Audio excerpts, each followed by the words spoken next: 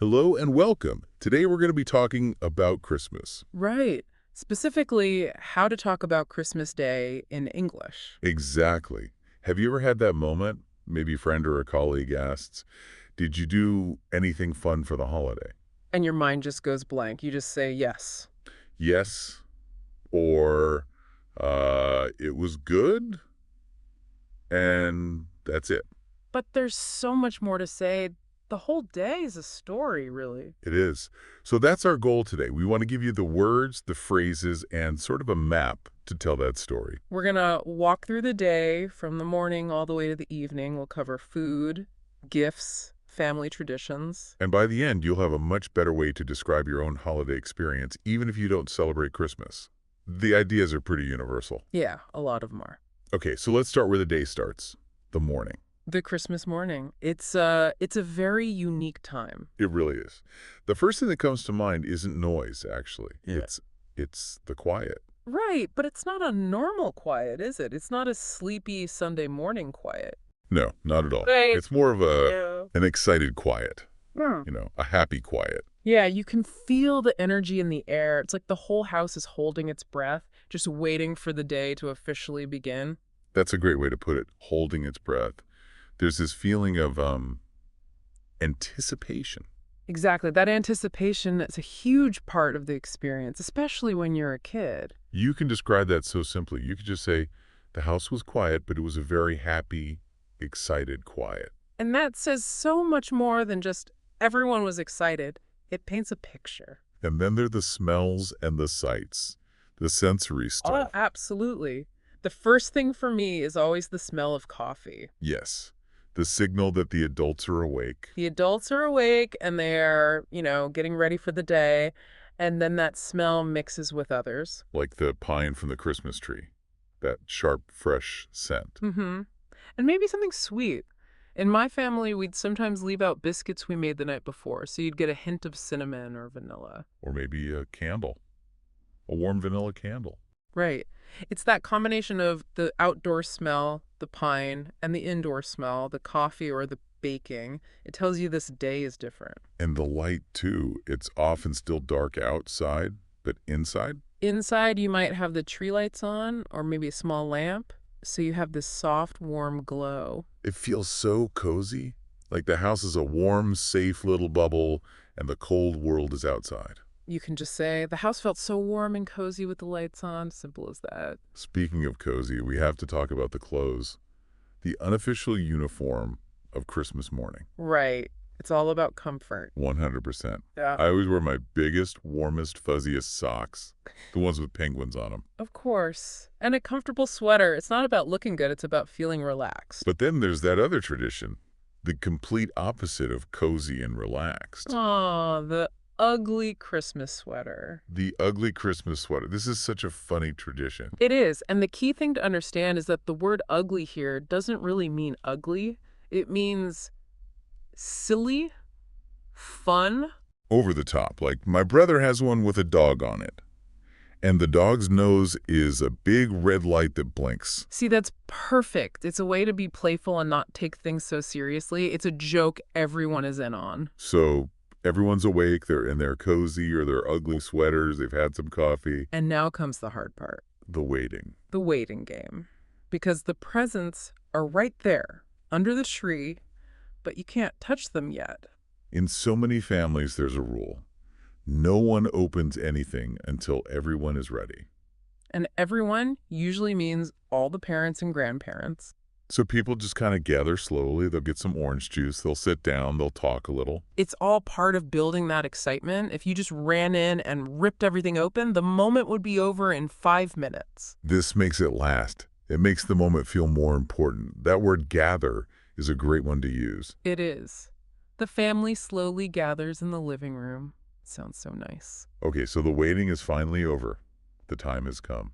The gift exchange. And Yeah. that word exchange is important. Why is that? Well, it means to give and to receive. It shows that it's a two-way street. Everyone is participating. That makes sense. Yeah. Now, how the exchange actually happens, that's where family traditions come in. Oh, yes. And a tradition is just a special way a family does something year after year. So what are some different traditions for opening gifts? Okay, so tradition A is all about the kids. The youngest person in the room gets to open the first gift. I like that one. They have the least patience anyway. Exactly. It's a good way to start. After that, maybe goes to the next youngest, and so on. It's pretty fast. Okay, what's tradition B? Tradition B is the slow way, the very slow way. Oh, This is where one person at a time gives a gift to another person, and everyone stops to watch them open it. everyone watches every single gift being opened. Every single one. It can take hours. But the good thing is that everyone gets to see the look on the person's face. And the person who gave the gift gets to feel appreciated. Exactly.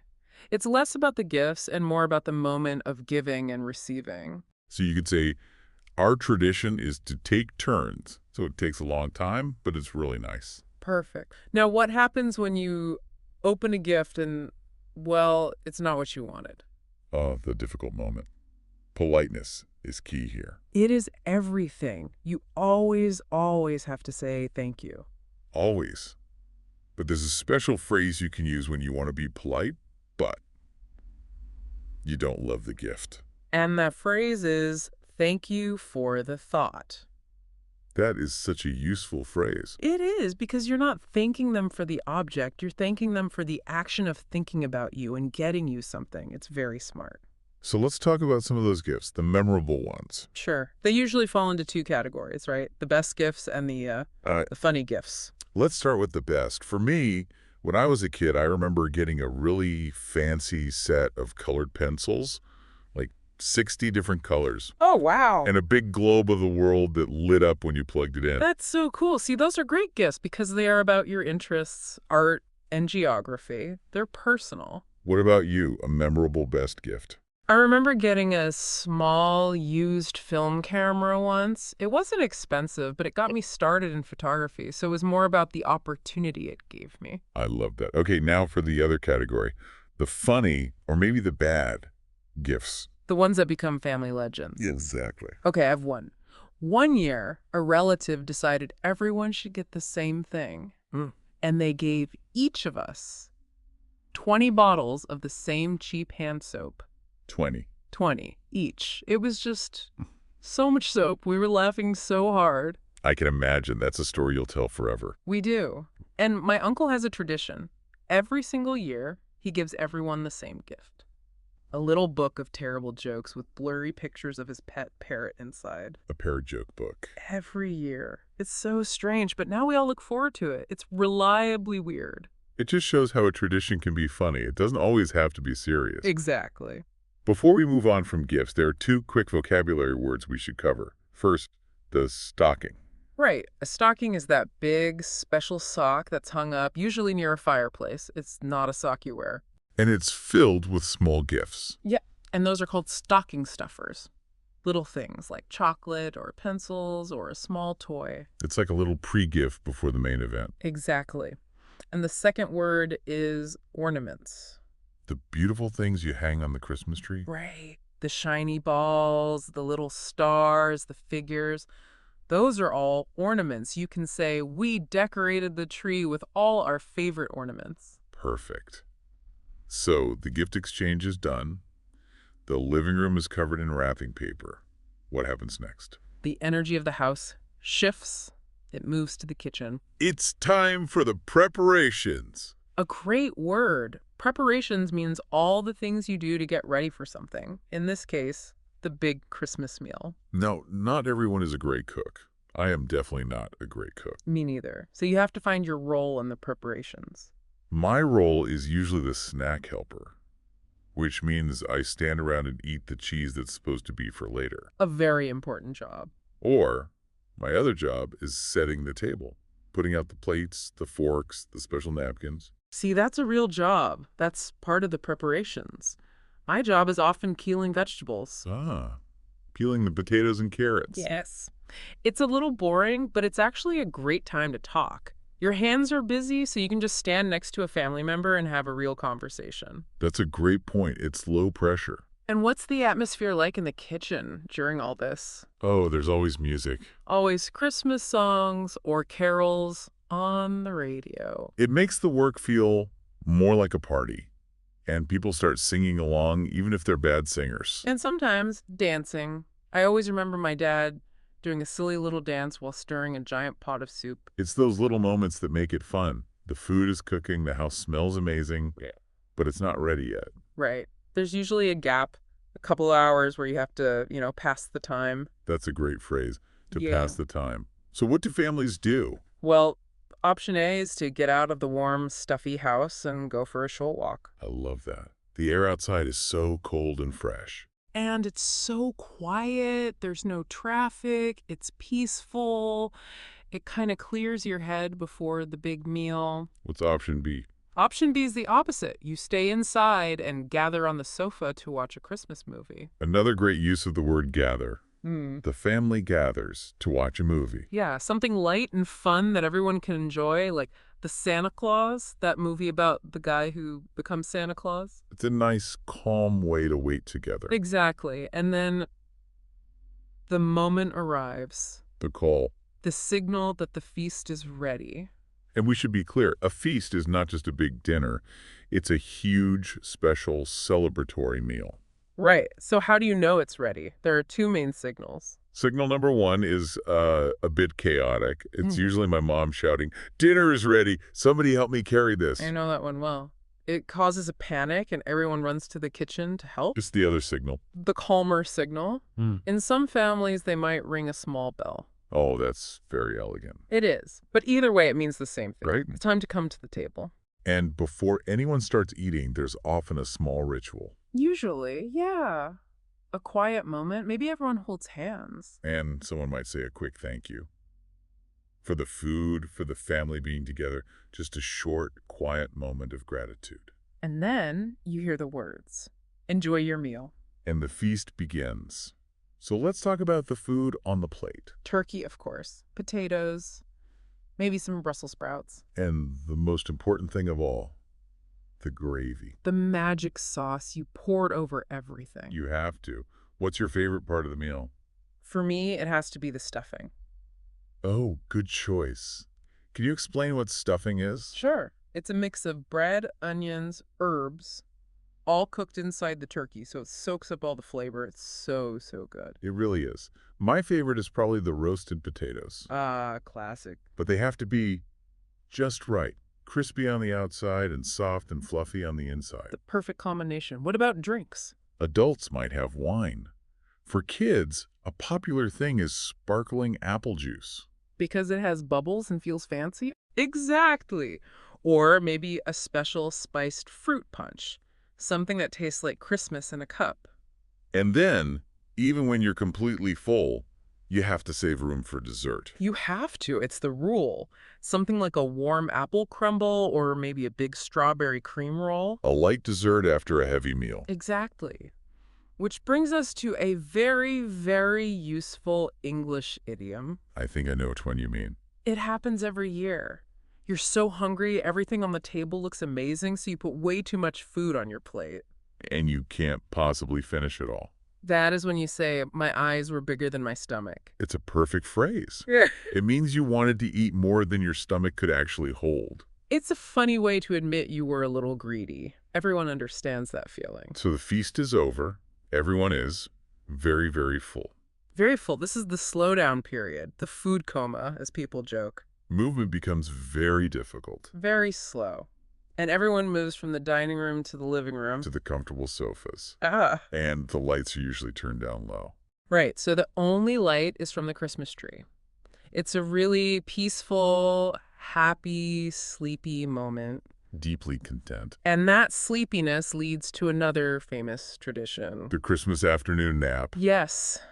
There's always one person, usually a dad or a grandpa, who just falls asleep on the sofa. A little snore is often involved. A little snore is the sign of a successful meal. It's just part of the day. After everyone is rested for a bit, the energy comes back. Just a little. And people start looking for something to do. Usually it's games. Board games or card games. Mm-hmm. Something simple like Uno that everyone can play. Or maybe a trivia game. And sometimes these games can get a little competitive. Oh, yes. It's all for fun, but people can get very serious about winning. It brings a bit of life back into the room. What if you don't want a competitive game? What's a calmer activity? The classic is the jigsaw puzzle. Ah, 1,000 tiny pieces of cardboard. Exactly. You spread it out on a table, and people can just wander over and add a piece or two whenever they want. It's a team effort. And it might not even get finished on Christmas Day. It can be a project for the next few days. That's the beauty of it. And the evening is also a great time to connect with family who aren't there. The video calls. Right. Calling relatives who live far away. And this can create some really interesting contrasts. What do you mean? Well, you might be in your warm sweater, and it's cold outside, and you call your cousin in Australia. And it's summer there. Exactly. They might be at the beach, having a barbecue. It's the same day, but a completely different world. That's a great point. It connects the different ways people celebrate. Now, so far we've talked mostly about what happens inside the house with family. But the holiday spirit, extends outside the home too. It does. It's also about wider giving and kindness. For example, giving a small gift or a card to people in your community, like the person who delivers your mail. Just a little something to say thank you for their work all year. And it's also a big time for charity, for thinking about people who have less. Right. Many families have a tradition of donating food to a local food bank or giving money to a charity they support. It's a really important reminder that Christmas is about giving, not just receiving. Let's talk about some of the other traditions, maybe ones that happen before Christmas Day or outside the house. Okay. For religious families, going to church is a big one. Either a late night service on Christmas Eve, The midnight service, often with candles, very beautiful. or a service on Christmas morning with lots of singing, lots of carols. On the outside of the house, you'll often see a wreath on the front door. Can you describe a wreath? Sure, it's a circle made of green branches, Yeah. like from a pine tree, and it's a symbol of welcome. And in some countries, like the UK, there's a very specific tradition at 3 p.m. on Christmas Day. The King's Speech. It used to be the Queen's Speech. Right. The monarch gives a speech on television, and many families stop what they're doing to watch it. It's a moment of national tradition. We should also mention visiting a Christmas market. Oh, definitely. A very popular pre-Christmas activity. You walk around outside, drink hot chocolate, and look at all the festive lights and stalls. And baking cookies, especially decorating them with colorful icing. Even if they look terrible, they still taste good. Absolutely. The process is the fun part. Okay, there is one more day we have to talk about. The day after Christmas. December 26th, Boxing Day. What is Boxing Day all about? Well, today it's mostly a day for relaxing and for eating. Eating leftovers. The best part, you take the leftover turkey from the feast and you make amazing sandwiches. A turkey stuffing and cranberry sauce sandwich is one of the best things in the world. It truly is. So it's a day for eating leftovers, watching more movies, and maybe going for a long walk to recover from the feast. The official recovery day. Exactly. Okay, that was a lot of information. I think we should do a quick review of the most important vocabulary. A little word tour. Good idea. Let's do it. You give me the word. Okay, first up, celebrate. To celebrate is to do something special for a happy event. A simple sentence would be, we celebrate the holidays with my family. Next, prepare or preparations. Preparations are all the things you do to get ready. So, the preparations for the meal took all morning. Feast. A feast is a very big and special meal. We had a huge feast on Christmas Day. Exchange. To exchange is to give and receive. We always exchange gifts in the morning. Gather. To gather means to come together in one place. The whole family will gather at our house. Tradition. A tradition is a special custom that you repeat every year. Opening one gift on Christmas Eve is our family tradition. And finally, that very useful phrase, look forward to. Ah, yes. Remember the grammar with this one. You look forward to a noun or a verb with ing. Can you give an example of each? Sure. I look forward to the holiday. That's a noun. And I look forward to eating all the delicious food. That's the ing verb. That's a perfect summary. Those words are like the building blocks for telling your story. So, that brings us to the end. Our goal was really to give you the tools to tell a story about your holiday. Not just to say it was good, But to talk about the morning, the gifts, the food, the feeling. Remember those 4 key things: family, food, gifts, and traditions. If you mention something about each of those, you'll have a fantastic, complete answer. You could say something like, "It was lovely. My family gathered for a big feast and we exchanged some simple gifts." That's a perfect Or sentence. if it was quieter, "It was a peaceful day. I talked to my family on the phone and we watched a movie to pass the time." The most important thing is just to try. Don't worry about making mistakes. People are just happy to hear about your experience. And now it's your turn to practice. We have a question for you. Our question is, what is one holiday tradition that you love? It doesn't have to be a Christmas tradition. Mm. It can be from any holiday you celebrate. We would love to hear about it. You can write a really simple sentence in the comments. Something like, "My tradition is making special sweets." Or, "I learned the word feast today." Use one of the words we talked about. We will read every single comment. Thank you so much for joining us and for practicing your English with us today. We hope you have a wonderful holiday season, and we'll be back soon to talk about a brand new topic. Goodbye for now. See you next time.